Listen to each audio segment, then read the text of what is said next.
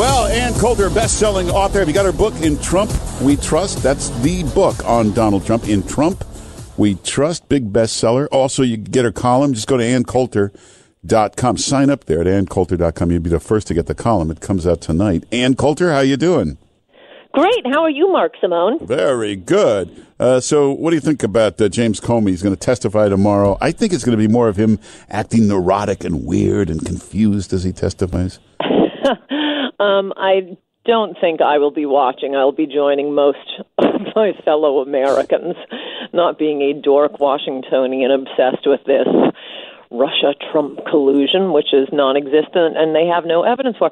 And, you know, as I pointed out on Twitter recently, they still, after they've been searching not only the entire media, but the FBI and the deep state have been looking for this evidence of collusion between the Trump campaign and Russia since last July. It's been nearly 1 year now. They have not produced one shred of evidence.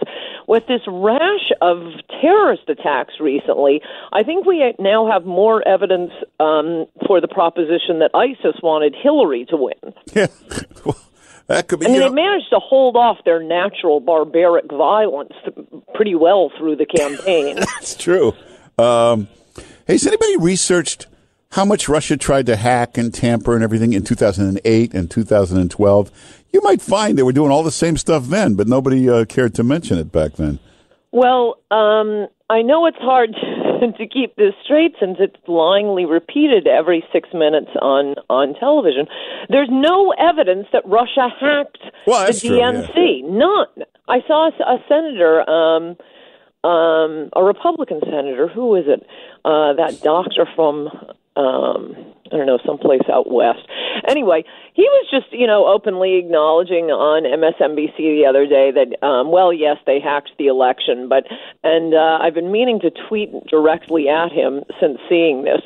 Could you give us some evidence of this? I mean, maybe it's true. We know that Mexico, for example, massively interferes in our elections. Never hear a peep about that. All sorts of countries try to interfere in our elections, and that's never been an issue. Yet and still, there is no evidence that Russia is the one that hacked the DNC. I mean, that's why there was all that hysteria over Seth Rich. I'm still not clear on what exactly Hannity said.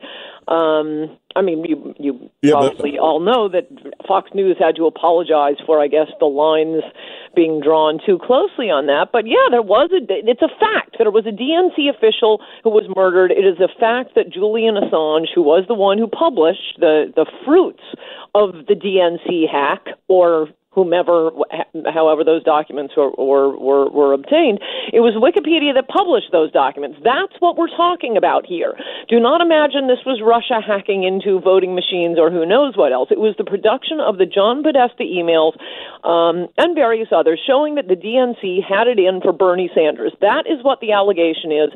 There is no evidence that Russia was the one who did it, and Julian Assange, running WikiLeaks, has himself hinted that it was specifically Seth Rich.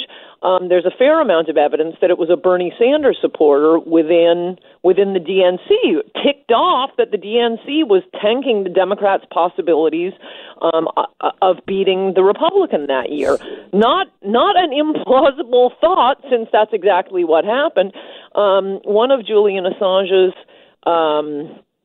assistants, workers, employees, told the Daily Mail, and the British press prints much more information than our own press does.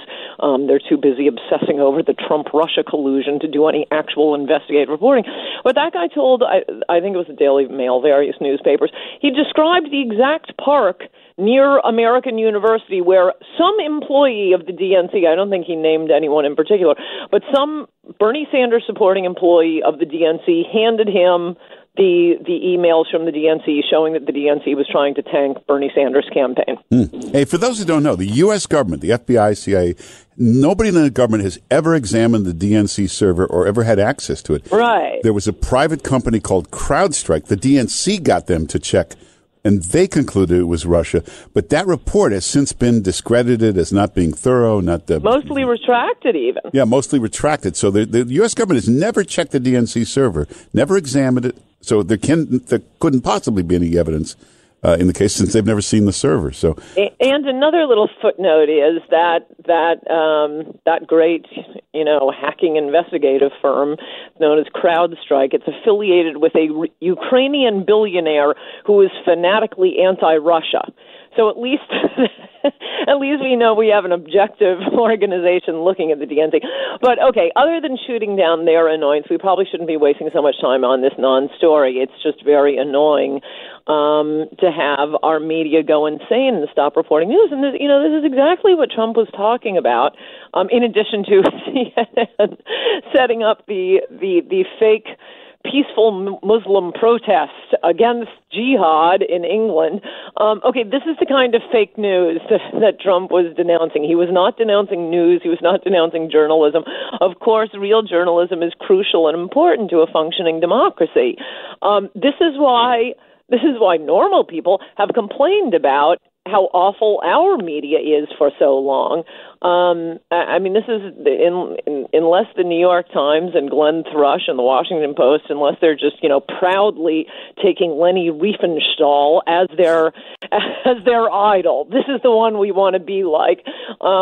Then no, a lot of this is fake news. Yeah. Dan Rather is back. He's the founder of fake news. Founder of modern day fake news. But when that white supremacist stabbed those people in Portland, he was screaming about Trump needs to apologize for this. Trump needs to do something. And then they went to the guy's Facebook page. He was a big Bernie Sanders supporter. He was a big Trump hater. So. Right. Right. And all of the headlines. That is another great example of just blindingly false fake news that was reported all over without correction, that this, including in the New York Times, that this was a Trump supporter attacking a right-winger, alt-right, I guess, attacking what was it, a Muslim or something? Yeah, on the train in Portland. But once they found out he was a Sanders supporter who hated Trump, you never heard the story again anywhere. Well, I mean, they might have had a little time to issue a correction. They're busy. Yeah, they're busy manufacturing more headlines. Russia colluded with Trump. We'll give Imus credit for this. He was talking to one of these crazy liberals, but at the end he said, "Keep hate alive." That should be their new motto. Whoa, is that true? But if we could get to something important. Yes. We have a minute left. We have a minute left. Okay, this rash of Muslim violence. Why can't Trump go back to, so many things he said during his campaign, his magnificent campaign, his promise in his very first policy paper, the immigration policy paper, a pause on all immigration. Then you have no religious issue. We could use a break. We shut down immigration almost entirely from 1924 until, around 1951. And it was the most prosperous period in American history, even according to liberals. Yeah. He avoids the whole issue. We need a little break. We've taken in, oh my gosh, so many immigrants over the last 50 years. We need a break. We need time to assimilate them. We need to dust off the books. Let's have a little pause. If Trump just went back to his campaign promises, everything would be going swimming. Okay, but we're including amnesty for restaurants. We need these bus boys. You're laughing, but the voice of the plutocrat. Well, everybody get. Hey, if you want Ann Coulter's column first, you go to AnnCoulter.com and sign up there, and then you get the column comes out tonight. And follow Ann Coulter on Twitter and get the book In Trump We Trust. AnnCoulter.com. And you still have those great T-shirts and all that? I don't think so. I don't think I ever even got paid for those T-shirts now that you mention it. Well, go to AnnCoulter.com. Sign up for Ann Coulter on Twitter and Facebook and all of that. And Ann Coulter, thanks for being with us. Good to talk to you, Mark Simone. Bye-bye. Take care.